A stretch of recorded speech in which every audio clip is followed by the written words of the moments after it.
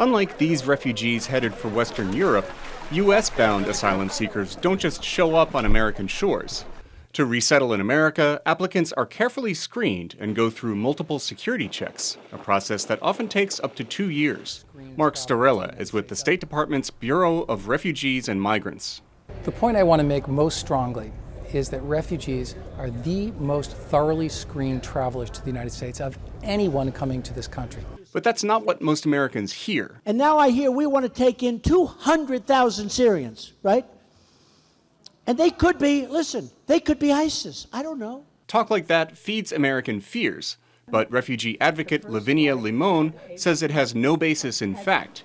She heads one of the largest refugee resettlement agencies in the United States. None of the 9/11 terrorists were refugees. None of the folks that have done bad things in America or Paris or any place else in the last few years have been refugees.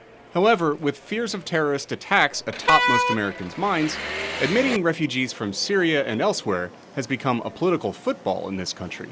Certainly, I have not seen in the last 40-something years that I've working with refugees this kind of politicization, using them really as an issue, but in the presidential campaign. That is new. Last year, Trump was joined by fellow Republican candidates, members of Congress, and more than 24 governors in calling for a halt to admitting Syrian refugees. President Obama dismissed those calls, and in response to criticism that the U.S. wasn't doing enough to ease the global migration crisis, ordered his administration to ramp up the number of refugee admissions to the U.S. to 85,000 this year.